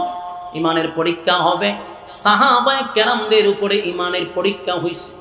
এই দেখেন ফেরাউন কত বড় জালেম ছিল, কত বড় জালেম, কিন্তু জালেমের ঘরে তাইকা জালেমের বউ হইয়া আসিয়া কিন্তু ঈমানদার। আমাদের গাজীপুরের মা বোনদের উদ্দেশ্যে আমি বলি, মা বোনেরা এই কথাটা একটু মনোযোগ দিয়ে শুনেন। ফেরাউন কিন্তু ভালো মানুষ ছিল না, পৃথিবীর সবচেয়ে বড় জালেম ফেরাউন। যেই ফেরাউন নবজাতক শিশু 90,000 নবজাতক শিশুরে জবাই করছে। নাউজুবিল্লাহ বাড়ি দিয়ে হবে। আপনার কানে কি আমার আওয়াজ যায়? আওয়াজ নাই কেড়ে? 90,000 নবজাতক শিশু যেগুলা মার গর্ভবতী হালি বাড়িছে, এমন 90,000 শিশুরে জবাই করছে ফেরাউন। না তাহলে কত ভালো মানুষ। এমন জাহেল ফেরাউনের ঘরে আসিয়া ফেরাউনের সংসার করে যদি ঈমান আনতে পারে, শুধু ঈমান আনছে এমনটা নয় গো, পৃথিবীর 4 জন মহিলা, বিখ্যাত 4 জন মহিলা, শ্রেষ্ঠ 4 জন মহিলার মধ্যে একজন হলো আসিয়া। দুনিয়ায় থাকতে জান্নাত আল্লাহ দেখাইছে, বাড়ি দিয়ে সুবহানাল্লাহ। আমি আমার মা বোনদের উদ্দেশ্যে এটাই বলতে চাই, ফেরাউনের চেয়ে আপনার স্বামী কিন্তু এতটা খারাপ না। না মহিলারা অনেক সময় আমাদেরকে অভিযোগ দিয়ে, হুজুর বেড়া বালা না, বেড়া খুব খারাপ, বেড়ায় জ্বালায়, বেড়া খুব খারাপ। আমি বলতে চাই আপনার বেড়া কি ফেরাউনের চেয়ে খারাপ? ফেরাউন তো মানুষ হত্যা করত, ফেরাউন মানুষের প্যারাক মারত, প্যারাক খাড়ের সাথে কিতা মারে, প্যারাক মারে, ফেরাউন ফেরাক মারত। এই ফেরাউনের ঘরে তাইকা যদি আসিয়া পৃথিবীর 4 জন মহিলার মধ্যে একজন হতে পারে, মাগো আপনার স্বামী কিন্তু ফেরাউনের চেয়েও খারাপ না। ফেরাউনের ঘর থেকে আসিয়া ঈমান আনছে, মুসা নবীরে নবী হিসাবে মানছে, সুবহানাল্লাহ। ফেরাউনের ঘর 4টা মাইয়া ছিল, এর কোনো ভোলা ছিল না। 4টা মাইয়ার 4টা দাসী ছিল। মায়াগুলির দেখভাল করত, তাদের কাপড় চোপড় গোছায়া দিত। একদিন মাইয়ার মাথা আশ্রাইতে গিয়া চিরুনি মাটিত পড়ে গেছে, বিসমিল্লাহ কইরা এটা উঠাইছে। মাইয়া কয় ঘটনা কি, কার নাম তুমি নিলা? বলে আমার রবের নাম নিছি। মাইয়া কয় আমার বাপ ছাড়াও কি আরো রব আছে? কারণ ফেরাউন তো দাবি করে নিজের কি খুদা দাবি করে। মাইয়া কয় আমার বাপ ছাড়াও কি খুদা আছে নাকি? বলে হ, তোর বাপ কোন অ্যাঙ্গেলে খুদা? তোর বাপ একটা বৈষ্ণব, তোর বাপ হইল একটা জালেম। মাইয়া চৌকের পানি সাইরা বাবার কাছে গিয়া কয় আব্বা, আপনি জানি গোটা দেশের মানুষ আপনারে খুদা মানে, সবাই আপনারে রব বলে ডাকে। বলে হ, কিন্তু আমাদের ঘরের দাসী আপনারে খুদা মানে না, তার নাকি খুদা আছে। ফেরাউন না হয় সর্বনাশ, মহিলারে গ্রেপ্তার করো। মহিলারে গ্রেপ্তার কইরা কয় মহিলা আমার খাস আমার বেতন নেস, আমারে বলে খুদা মানুষ না? বলে না। বলে সর্বনাশ করে গেছে, আমারে খুদা মানুষ না কারণ কি? বলে কোন অ্যাঙ্গেলে তোরে খুদা মনে হয় না, তুই কোন অ্যাঙ্গেল দিয়ে খুদা খোঁজায়? সারা দেশের মানুষ মানে মানুক, আমি তোরে মানি না। কেন মানুষ না? হয় খোদা যিনি হবে, যিনি রব হবে, তিনি চিরঞ্জীব, ওনার কোনো মৃত্যু নাই, কথা হয় না। যিনি রব হবে তিনি কারো কাছ থেকে জন্ম নেয় না, কাউরে জন্ম দেয় না। তুই জন্ম নিছ, জন্ম দিছ, তুই খুদা হস কেমনে? আর যিনি খুদা হবে রে, তার ঘুম নাই, তার খাওন নাই, তার তন্দ্রা নাই। তুই জনমের মতো খাস, জনমের মতো গাদার মতো ঘুমাস, তোরে কেমনে খুদা মনে করি? আল্লাহ না বলছে লাম ইয়ালিদ ওয়া লাম ইউলাদ, আমি কারো কাছ থেকে জন্ম নেই নাই, কাউরে আমি জন্ম দেই নাই। ওয়ালাম ইয়াকুল লাহু কুফুয়ান আহাদ, আমার সমকক্ষ সমতুল্য আর কেউ নাই। কথা ঠিক নেই? আমার মালিক ঘুমায় না, মালিকের তন্দ্রা নাই। আল্লাহ বলেন লা তাখুযুহু সিনাতুন ওয়ালা নাওম। আল্লাহ বলেন লা তাখুযুহু সিনাতুন ওয়ালা নাওম, আমার ঘুম নাই, আমার তন্দ্রাও নাই। আল্লাহর ঘুমও নাই, তন্দ্রাও নাই। ফেরাউনে খায় ঘুমায়, ফুর্তি করে বাচ্চা জন্ম দেয়। ওই দাসী বলেন আমি তোরে খোদা মানতে পারি না। ফেরাউন কয় দাসী, আমার জুলুম যে কত ভয়ঙ্কর সেটা কি তুই জানস? মহিলা কয় জালেমের কাজই তো হলো জুলুম করা, ঠিক নেই? যে জালেম তার কাজ হলো জুলুম করা, তুই একটা জালেম, তাই তো জুলুম করবি। ওই ফেরাউন না মহিলার 4টা বাচ্চাকে নিয়ে আসলো, আইনা মহিলার সামনে কয় একে একে সবগুলারে আমি এখন হত্যা করব, আমারে খোদা মান। আল্লাহর দেওয়া সম্পদ, আল্লাহর দেওয়া আওলাদ মালিক যদি নিয়ে যায় আল্লাহর রাস্তায় দিয়া দিব, তোর মতো জালেম রে খোদা মানব না। কারণ আমার মালিক যিনি উনি এক অদ্বিতীয়। বলুন আল্লাহ ছাড়া কোনো মাবুদ আছে, কোনো ইলাহ আছে? উনি এক অদ্বিতীয়, আমার মালিক ছাড়ার কেউ নাই। আমরা মাথা নত করি কার কাছে? লা ইলাহা ইল্লাল্লাহ, লা ইলাহা ইল্লাল্লাহ, লা ইলাহা ইল্লাল্লাহ। নেই কোনো মাবুদ আল্লাহ ছাড়া, নেই কোনো মাবুদ আল্লাহ ছাড়া। এক খোদার পর দুই খোদা আর 3 খোদা, মোরা কিছু মানি না। বলো লা ইলাহা, সাউন্ড হবে কেন? লা ইলাহা ইল্লাল্লাহ, লা ইলাহা। আল্লাহ ছাড়া কোনো মাবুদ নাই, কোনো ইলাহ নাই।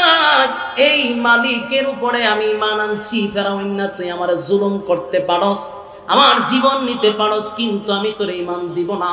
ফেরাউন অর্ডার দিছে তেল গরম কর। তেল গরম করছে, একটা বাচ্চাকে তেলে ছাইরা দিছে রে। বলুন তো দেখি, আমার বাচ্চা আপনার বাচ্চা, আপনি আমার সামনে যদি একটা জ্বলন্ত তেলের মধ্যে আমার বাচ্চাটাকে ছেড়ে দেয়, আল্লাহ ভালো জানে আমাদের ঈমানের অবস্থা কি হবে। কথা হয় না? বেড়াগিরি তো করি আমরা ইমানদার, এমন পরিস্থিতি যদি সামনে দাঁড়ায় গো, কতক্ষণ আমাদের ইমান থাকবে? আবার হইল মা, বাপের থেকে মা সন্তানের প্রতি আরো মায়া। মা দাঁড়ায় আছে একটা একটা করে 3টা সন্তানকে যখন আগুনে ছেড়ে দিল, মা এই দৃশ্যগুলা দেখতেছিল। যখন দুধের বাচ্চাটাকে ফেলে দিবে, মার চোখ দিয়া পানি পড়তেছিল। এমত অবস্থায় ওই ফেরাউন ডাক দেয়া বলে, মহিলা এতক্ষণে বুঝি তোর দিলটা নরম হইছে, আগেই যদি আমারে খোদা মানতি 3টা সন্তানকে আমি আগুনে পোড়াইতাম না, এখন কেন চোখের পানি ছাড়লি? এই ফেরাউন, আমার বাচ্চা গুলারে তুই আগুনে ফালায়া মারলি, এই জন্য আমি কিন্তু কাঁদি না, আমি কাঁদি আমার দুধের বাচ্চাটার কোনো অপরাধ নাই, নিষ্পাপ বাচ্চাটাকে আল্লাহর রাস্তায় আমি দিচ্ছি। আমি আমার বাচ্চার জন্য চোখ দিয়া অজান্তেই পানি আসছে, মৃত্যুর জন্য আমি কান্দি না। এমনি আল্লাহ রাব্বুল আলামিনের পক্ষ থেকে এই বাচ্চার জবান আল্লাহ খুলে দিছে, চিৎকার দিয়া কোন সুবহান। বাচ্চা ডাক দিয়া বলে, মা গো চোখের পানি মুছো গো মা, এই জাহেলের পাল্লায় পড়বা না, আমি তোমারে বইলা গেলাম আগুনে পড়তে দিরি, আল্লাহর তরি জান্নাতে যাইতে দিরি নাই। মহিলার ইমানি জজবা আরো বাইরে গেছে, আর কোনো চিন্তা নাই। তবে মৃত্যুর আগে ফেরাউন জিজ্ঞাসা, তোর কোনো চাহিদা আছে? বলে, আমার একটা কথা রাখবি ফেরাউন, আমারে যখন তুই হত্যা করবি আমি শাহাদাত বরণ করতে রাজি, কিন্তু একটা আবদার তোর কাছে, আমার এই কথাটা রাখবি, আমার সন্তান আর আমার হাড্ডিগুলা এক জায়গায় একটা গর্তের মধ্যে রাখবি, কবর দিবি, আমার সন্তান এবং আমার শরীরের অংশটুকু এখানে এক জায়গায় রাখবি। ফেরাউন কয়, বুঝলাম, কিন্তু কেন? মহিলা কয়, কিয়ামতের কঠিন ময়দানে যারে যেখানে কবর দেওয়া হবে সেখান থেকে আল্লাহ দাঁড় করাবে। কথা হয় না? হুতাপাড়ার মানুষ যেখানে কবর দেওয়া হবে তারে সেখান থেকে আল্লাহ ডাক দিলে এখান থেকে উঠবে। হবিগঞ্জের মানুষ হুতাপাড়ায় আসবে না, হুতাপাড়ার মানুষ হবিগঞ্জে গিয়ে দাঁড়াবে না, যারে যেখানে কবর দেওয়া হয়েছে ঠিক ওই জায়গার থেকে হাসরের মাঠে দাঁড়াবে। সুবহানাল্লাহ। মহিলা বলে, কিয়ামতের কঠিন ময়দানে আমি যেন আমার সন্তানগুলাকে লইয়া এক জায়গার থেকে দাঁড়াইতে পারি, আমার মালিকের সামনে যেন বলতে পারি, মালিক আপনার জন্য, ইমানের জন্য আমি আমার সন্তান নিয়ে আপনার সামনে দাঁড়াইলাম। ফেরাউন কথা রাখছে। এই কথাগুলি ফেরাউন আসিয়ার কাছে গিয়া গর্ব কইরা বলছে। আসিয়া শোনার পরে কয়, তুই জালেম, এই জন্য তুই মানুষের উপর তুই জুলুম করস, তুই জালেম তাই তুই জুলুম করস। ফেরাউন কয়, বউ আমার খায় আমার পড়ে, কিন্তু দেখছো দাসী আমারে খোদা মানে না, এই জন্য মাইরা বলাইছি। আসিয়া হয়, তোরে তো খোদা আমিও মানি না। এখন ফেরাউনের মেজাজটা গরম হয়েছিল। ফেরাউন না কয়, আমার চান্দি ফোরা গরম, খোদার বউ যদি খুদিয়ে খোদা মানে না, আমি খোদা তুমি খুদি, এমন কথা তোমার কাছ থেকে শুনতে চাই না। বউ আমার কাছে বলছো, সাবধান, এই কথা বইল না, আমারে খোদা না মানলে পরিস্থিতি ভয়ানক হবে। আসিয়া কয়, তোরে আমি কোনোদিন খোদা মানি নাই, আমি আমার ওই রবের উপরে ঈমান আনছি যেই রবের উপরে ওই দাসী ঈমান আনছে। সুবহানাল্লাহ। আমি মুসার আল্লাহর উপরে ঈমান আনছি। হ্যাঁ ফেরাউন, তোরে খোদা মানি না। ফেরাউন্নার সান্দি গরম। ফেরাউন্না কোনো সিদ্ধান্ত নিলে নিজে নিজে নিত না। এর একটা বন্ধু আছে হামাইন্না, এর সাইমসা। দেখবেন এই পৃথিবীতে যত নেতা আছে, নেতা কিন্তু এত খারাপ না, সাথে যে সাইমসাগুলি তাহিরি বদমাইশ তাহিরি, ঠিক নেই? যত নেতা আছে দেখবেন নেতার সাথে যে সাইমসাডি তাহিরি নেতার থেকে 1000 গুণ বড় বদমাস। আর যত সমস্যা হয় সাইমসার কারণে হয়। ফেরাউন এতটা খারাপ ছিল না হামাইন্নার মতো, যত বুদ্ধি নিত হামাইন্নার কাছ থেকে গিয়া হয়, দুস্থ দরবার তো লাগছে, বলে কি আমার ঘরের খুদিয়ে আমার খুদা মানে না। এখন এই লজ্জা আমি কই রাখি, ওই বন্ধু বুদ্ধি দিছে, দুস্থ একটা কাজ কর, আসিয়ারে শাস্তি দে। ও কি শাস্তি দিব? আসিয়ারে মানুষের সামনে উলঙ্গ করে দে। নাউজুবিল্লাহ। দেখছেন নি কি বুদ্ধি দিছে? সাইম সাহেব বুদ্ধি দিছে। খোদার বউ তোর খোদা মানে না, তাহলে তারে শাস্তি দে, মানুষের সামনে উলঙ্গ কর, লজ্জায় তোরে খোদা মানবে। ওইটা বালা বুদ্ধি দিছস। যে বলে বালা বুদ্ধি ওই ফেরাউনের যেমনি বুদ্ধি দিছে আসিয়ারে ধরছে গ্রেফতার করছে আসিয়ারে কয় খোদা মান দি আসিয়া কয় না আসিয়ার কাপড় সরাইয়া দেওয়া শুরু করলো আসিয়া একটা চিৎকার দিয়া বলে মালিক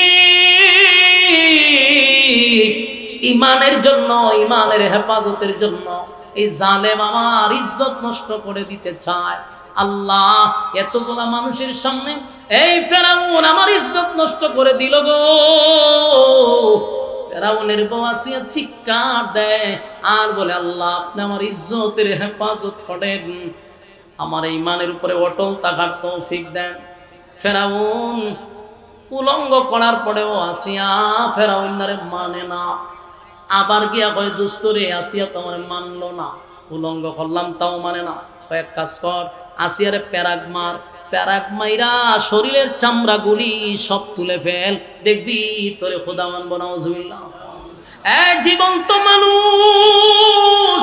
জীবন্ত মানুষের চামড়া যদি তুলে ফেলা হয় বুঝেননি কেমন অবস্থাটা হবে আমার যুবক ভাইরা আল্লাহ বলেন আমিনু কামা আমানান নাস আমিনু কামা আমানান নাস ঈমান আনো ওই মানুষদের মতো যারা ঈমানের পরীক্ষা দিছে আসিয়া হতে পারে আসিয়া ঈমানের পরীক্ষা দিছে আসিয়ার শরীরের চামড়াগুলি তুলে ফেলছে বেলির দিয়া চামড়াগুলি টেনে টেনে টেনে টেনে জীবন্ত মানুষের চামড়া তুলে ফেলে রে কোনদিন সহ্য করার মতো না আসিয়া চিৎকার দিয়া কয় মালিক যত নির্যাতন করুক আমার ইমানের হেফাজত আপনি করবেন ইমানের হেফাজত করবেন নির্যাতনের মাত্রা এত বেড়ে গেছে আসি একটা সময় আল্লাহ আর বরদাস্ত করতে পারি না আমার শরীরে কোনো কাপড় রাখে নাই আমার শরীরের চামড়াটুকু রাখে নাই মালিক রে আর সহ্য করতে পারি না আপনি আমার নিয়ে যান আপনার কাছে নিয়ে যান আপনার পাশে আমার একটা ঘর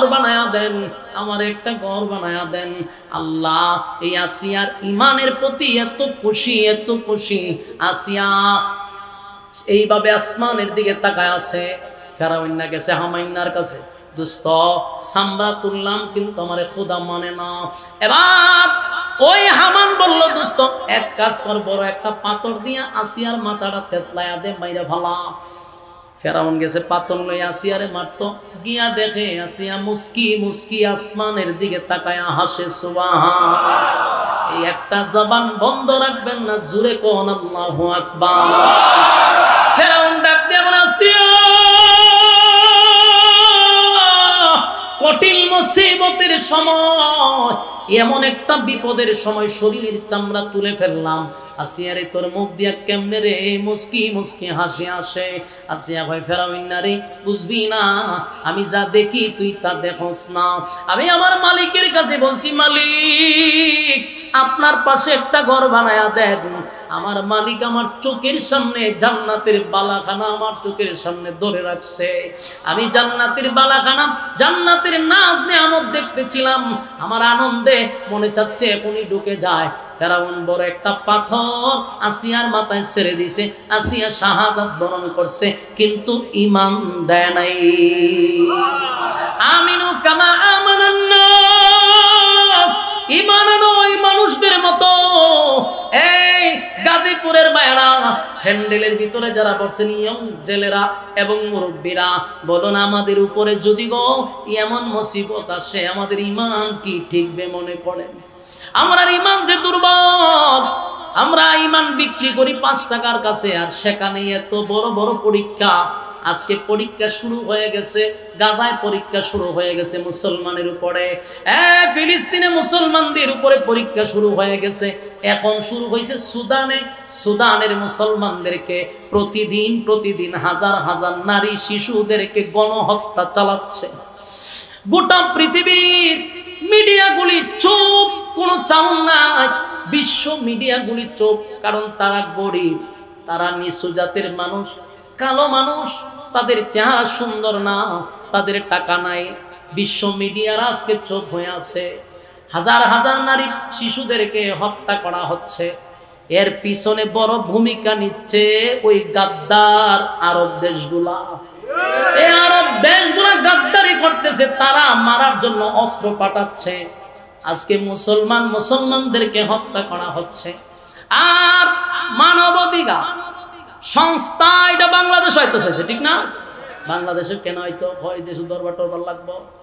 মাঝে মধ্যে মনে হয় জুতাদা যদি আধা ঘন্টা বাইরে নিয়ে যাইতো, সারা বিশ্বে মুসলমানদের মারতেছে, সেখানে মানবাধিকার যাস না। সুদানে মারতেছে, সেখানে মানবাধিকার নাই। বাংলাদেশ শান্ত দেশ, এই দেশ আইছে মানবাধিকার। হ্যাঁ, কপালের ঘরের কপাল আমরা। হ্যাঁ, কপালের ঘরের কপাল না। যেই দল বিদায় করছে এর থেকে ভয়ঙ্কর পরিস্থিতি হবে সামনে। লেখকেরা মানবাধিকার যেখানে ঢুকছে এখানে ধ্বংস করে গেছে, যেই দেশে ঢুকছে এই দেশে যুদ্ধ বাধায়া দিছে।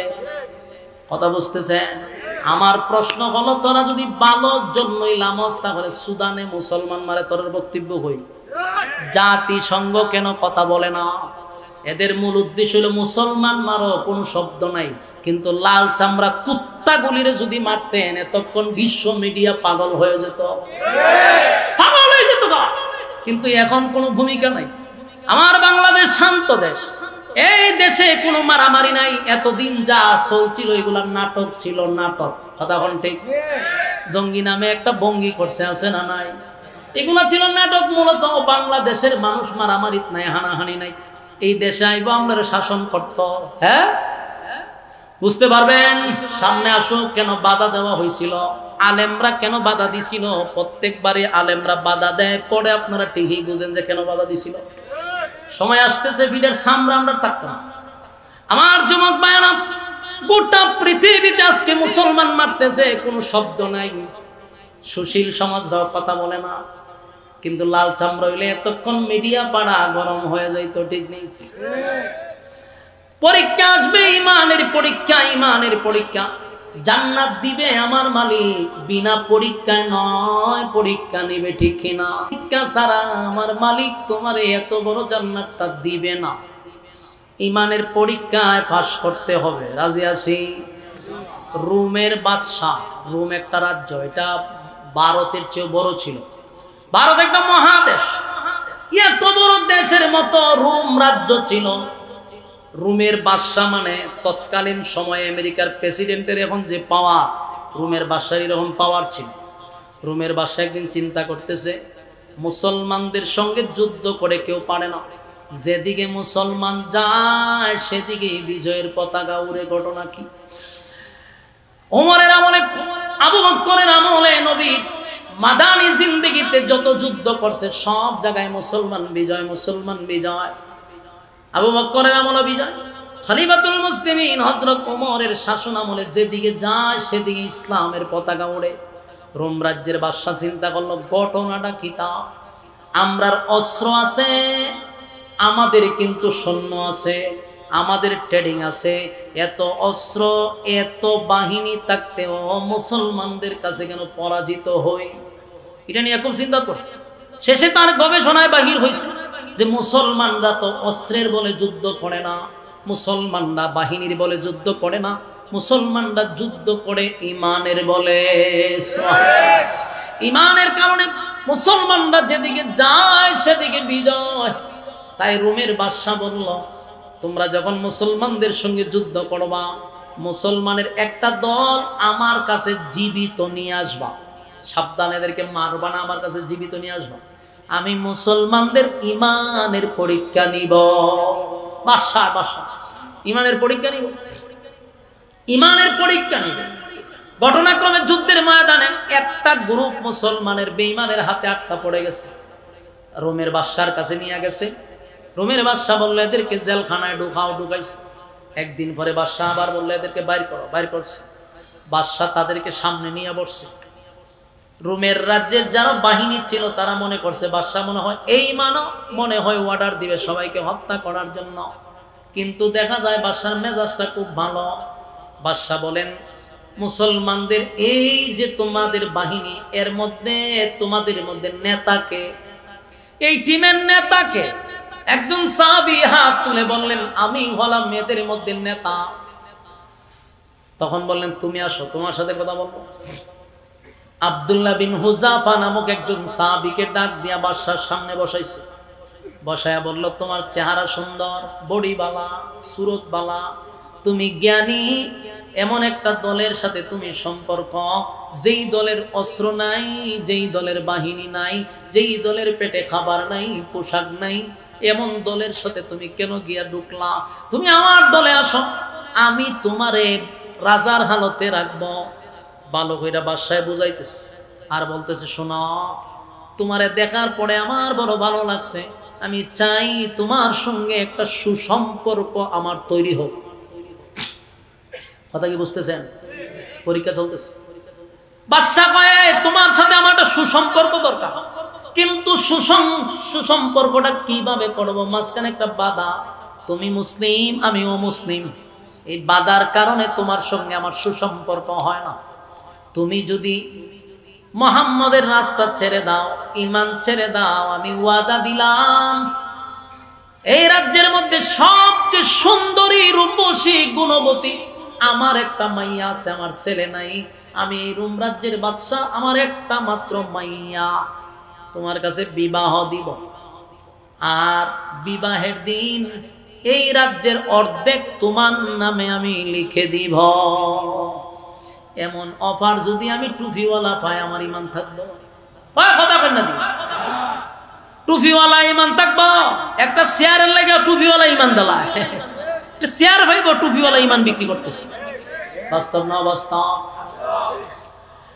বাংলাদেশে যদি কয় বলে খালি গুলশানে একটা প্লাট দিব, ইমান ছেড়ে দিয়ে হবো, ফ্ল্যাটটা যেদিন ডুবমু করে দেখি আবার কালেমা ফিরালাম। ফতুয়া তো রেডি থাকে, কথা হয় না? ফতুয়া রেডি, কোনো সমস্যা কি? ইমান আবার আনছি না। কিন্তু ওই বাদশার সামনে সাহাবায়ে কেরাম দাঁড়ানো, যাদেরকে আল্লাহ বলছে এদের কাছে এদের মতো ইমান আনো, এরা আমাদের আইডল, এরা আমাদের আইকন। বাদশা কয়, বিয়া যদি আমার মাইয়ারে করো, মাইয়াও সুন্দর, রাজত্বের অর্ধেক পাইবা। আব্দুল্লাহ বিন উযাবা কয়, তোর বক্তব্য শেষ? বলে হয়। তখন বলে, এই রুমের কুত্তা, তুই কি মনে করছস এইগুলা দেখাই আমার ইমান তোর কাছে বিক্রি করবো? সুবহানাল্লাহ বাড়ি দিয়ে হবে। বাদশার মেজাজটা এমন গরম হয়েছে, আমি এত বড় রাজ্যের একজন বাদশা, আমার কুত্তা ডাকছে, গ্রেফতার কর, ধরে জেলখানায় ঢোকা, আয়না করে ঢোকা। আয়না করে ঢোকাই দিছে, চোখ মুখ বান্ধা আয়না করে ফেলাইতে রাখছে। এরপরে বাদশা ভাইয়ের ইমান কিতা আমি দেখো। কতক্ষণ পরে একটা নর্তকীরে ফাটাইছে এই আয়না ঘরের ভিতরে। নর্তকী বুঝুননি? নাচে। নর্তকী কিতা করে? নাচে। কথা বল না, কিতা করে? নাচানাচি করে নর্তকী। এরকম একটা নর্তকীরে ঘুঙুর ফরাইয়া ফাটাইছে, অর্ধ উলঙ্গ কইরা। কার কাছে? আব্দুল্লাহ বিন নবীর সাহাবীর কাছে পাঠাইছে। কারণ ইমান নষ্ট করার জন্য সবচেয়ে বড় কৌশল হলো নারী। কথা কেন? যখন কারো ইমান নষ্ট করতে চায়, জনপ্রিয়তা নষ্ট করতে চায়, তখন নারী বাজায়া দেয়। এটা হলো এদের চক্রের মেন। বাংলাদেশে দেখছেন না, যার আকাশ চুম্বি জনপ্রিয়তা দিছে নারী লাগাইয়া লাগাইয়া মানুষের মন থেকে তারা সরাইয়া দেয়। নারী না লাগানো পর্যন্ত মন থেকে সরে না। এটা এদের একটা চক্র। তো বাদশা কি করছে? নর্তকী পাঠাইছে জেলখানার ভিতরে গিয়া, হয় তুমি এমন অঙ্গভঙ্গি করবা যাতে তোমার প্রতি আকৃষ্ট হয়, তাহলে ইমান যাইবা। বাদশা তো আনছি মানে পরীক্ষা করতে। এই নর্তকী গিয়া খুব ডান্স তো পাগলো, ডান্স দিতেছে, নাচানাচি বহুত করছে। কতক্ষণ পরে বাইরে এরা বাসার সামনে কয়, আপনি আমার কই পাঠাইছে? বলে কি মানুষ না জিন্নাত আল্লাহ না? বলে কে রে? আমার ভাই চাই না।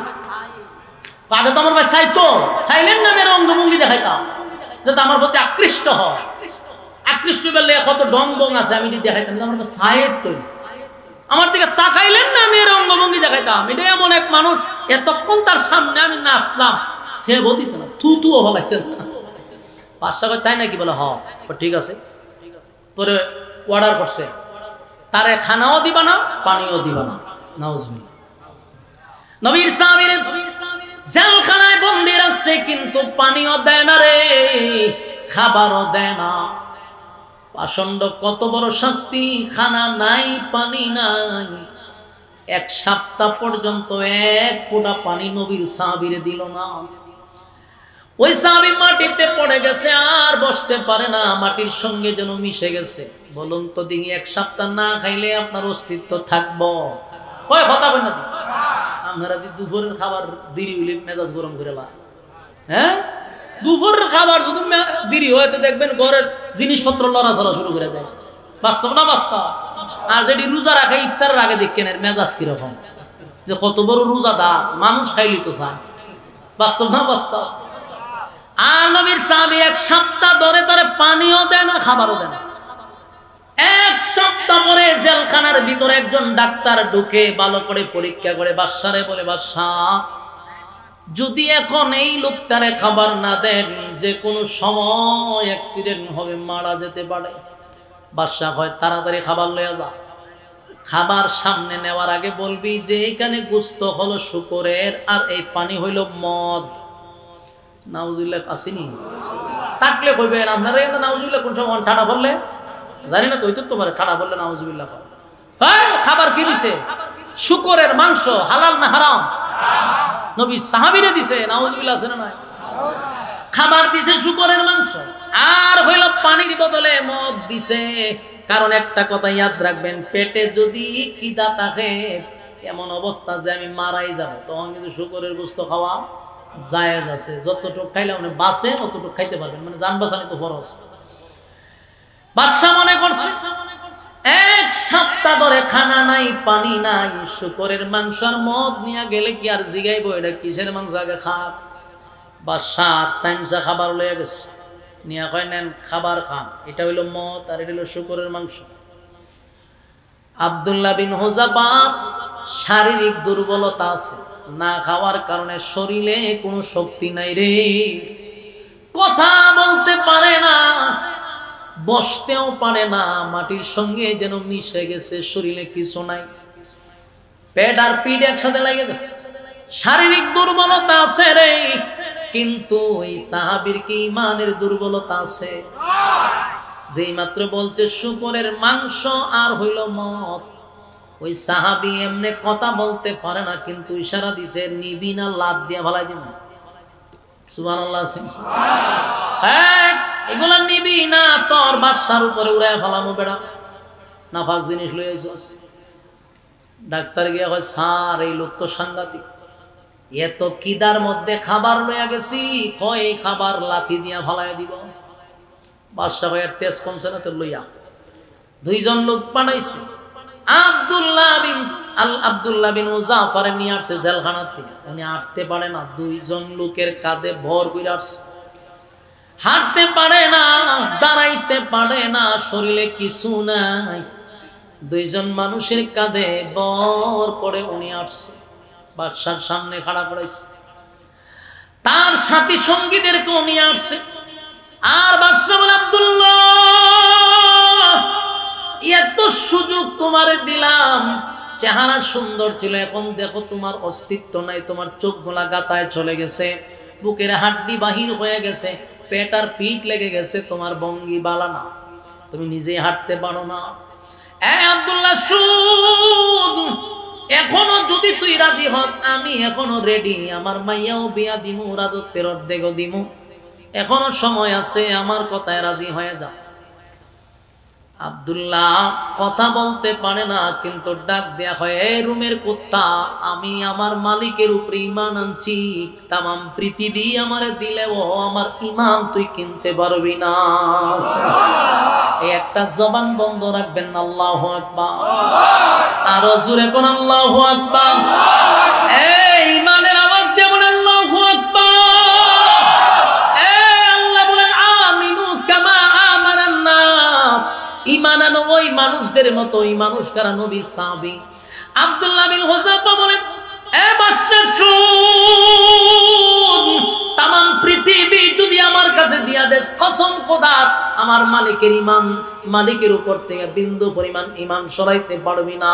বাদশার মেজাজ গেল গরম হইয়া, এত নির্যাতন, এত টর্চারিং, এত কিছু করলাম, মাগার ঈমান দেয় না। এবার বলল, বড় একটা ডেস্কির মধ্যে তেল গরম করো। বিশাল ডেস্কির মধ্যে তেল গরম করলো, আপনারা যেমন মাছ ভাজি করেন ওই রকম তেল গরম করলো। এবার বাদশা অর্ডার দিল, এদের মধ্যে একজনকে তেলে ভাজি কর। সাহাবী একজনকে দইয়া নিয়ে তেলের মধ্যে ছেড়ে দিছে। মিনিটের ভিতরেই শরীরটা যেন একটা বাজা মাছের মতো হয়ে গেছে, আড্ডিগুলা শরীর থেকে গোস্তগুলা ছেড়ে দিছে। আমার যুবক ভাইরা, এই দৃশ্য সাহাবায়ে কেরামদের সামনে বাদশা গঠাইল। অনেক সাহাবীরা তাকায়া দেখতেছিল, আরেকজনকে তাফা দিয়া ধরছে, দইরা দইরা ওই তেলের মধ্যে যখন সারা হইছে, বাদশা কয় আব্দুল্লাহ রে তাকায়া দেখ, তোর সাথীদেরকে আমি ধরে ধরে তেলে বাজি করতেছি, তোরও এইভাবে বাজি করব, এখনো সময় আছে, কালেমা পর, কালেমা ছেড়ে দে, কালেমা ছেড়ে দে। আমারে বাদশা, আমারে তুই খুদা মান, অথবা আমার রাজ্যটা তোরে দিয়া দিব, মুহাম্মদের সাথী সঙ্গীদেরকেও ছেড়ে দিব, তোরে আমি আমার জামাই বানাইয়া আমার রাজত্ব তোরে দিয়ে এখানে বসায় রাখবো, আমার এই অফারে রাজি হ। আবার আব্দুল্লাহ বিন হুযাফা বলেন, আমি তোর মতো একটা কুকুরের কথায় আমার নবী এবং আমার সাহাবীরা, নবীর সাহাবীরা কোনোদিন ঈমান ছাড়বে না। বাদশা এবার মেজাজ গরম করে কয়, হেরে ধর, তারে ধর। আব্দুল্লাহ রে হাতে পায়ে বেঁধে তারপরে তেলের সামনে নিয়ে দাঁড় করাইছে, দাঁড় করাই আবার তেলে ছেড়ে দিবে। আব্দুল্লাহ বিন হুযাফার চোখ দিয়া পানি পড়া শুরু হয়ে গেছে। বাদশা কয়, সাবধান, তারে ভালাইস না, দিলটা নরম হইছে। দৌড়াইয়া বাদশা গিয়া কয়, এবার আব্দুল্লাহ, আমি তোরে অফার দিলাম, আমি তোরে এতগুলা শর্ত দিলাম, তুই মানলি না, কাপুরুষের মতো মৃত্যুর ভয়ে এখানে দাঁড়ায় দাঁড়ায় কান্দাস, দিলটা কি তোর নরম হইছে? ক এখনো সুযোগ আছে। আব্দুল্লাহ বিন হুযাফা বাদশার মুখে থুতু মারছে, নাউজুবিল্লাহ, জনমের শেষ করছে। পাগলের ভাগ, আমার সাথীদেরকে আগুনে জ্বালাইছিস, আমি কি তোর মরণের বয়ে খান্দি? তোর মনে হয়? সুবহানাল্লাহ, সুবহানাল্লাহ। বাদশার তো কপাল চোখ উঠতেছে, কি তা হয়, আমি মরণের বয়ে কান্দি না, তেখানে কান্দস, আমি কান্দি, আমার জীবনটা বড় অল্প, এই অল্প বয়সে আমি আমার মালিকের জন্য, দিনের জন্য, ইসলামের জন্য কিছুই করতে পারলাম না, আমি আমার মালিকের জন্য কিছুই করতে পারি না, আর আমার অল্প বয়সে আমি আল্লাহর জন্য জীবন দিব, কিন্তু আমি তো একবারই জীবন দিব, আর তো ফিরে আইসা আর একবার জীবন দিতে পারবো না। আমার মনটা চায় আমি একবার তেলে পড়ি, আল্লাহর রাস্তায় জীবন দেই, আমার মালিক যদি আমারে জীবিত করত আবার জীবন দিতাম, আবার জীবিত হইলে আবার জীবন দিতাম, মালিকের রাস্তায় যদি 100 বার জীবন দিতে পারতাম, সেই ব্যথায় ব্যতীত হইয়া কান্দি, আমি আমার মালিকের জন্য, দিনের জন্য কি করলাম। বাদশা শুন, মুমিন বান্দা বান্দি কোনোদিন মৃত্যুর ভয় করে না, ইমানদার মৃত্যুরে ভয় পায় না, কারণ আমরা এটা বিশ্বাস করি 24 ঘন্টা আমরা মৃত্যুর জন্য প্রস্তুতি থাকতে হবে, কারণ মালাকুল মউত আজরাইল কখন আসবে চিঠি দিয়ে আসবে না, ঠিক? আল্লাহর নবী বলেন, আমি ডান কাঁধে সালাম পিরাই, বাম কাঁধে সালাম পিরাইতে পারবো কিনা এতটুকু নিশ্চয়তা নাই, এর ভিতরে মালাকুল মউত আজরাইল আসতে পারে, তাই ইমানদাররা মৃত্যুর ভয় করে না। বাদশারে, আমি মৃত্যুর ভয়ে কান্দি না, আমি কান্দি আমার মালিকের জন্য, আমি কি করলাম, ইসলামের জন্য আমার কতটুকু আমি করতে পারলাম, এই জন্য কান্দি। বাদশা কয়, আয় আমার কাছে আয়, আমি তোরে আগুনে পোড়াবো না, কারণ আমি যদি তোরে আগুনে পোড়া দিই তুই জিতে যাবি, আমি হেরে যাব, কারণ তুই একবার মরতে চাস না, 100 বার মরতে চাস, আমি তোরে মাইরা আমি এই মুহূর্তে তোর কাছে হাঁটতে চাই না, তুই যদি মরে যাস তাহলে জিতে যাবি। বাদশা কয়, আমি তোরে ছেড়ে দিব, তোর সাথী সঙ্গীদেরকে ছেড়ে দিব। আব্দুল্লাহ রে, একটা শর্তের বিনিময়ে। কি শর্ত?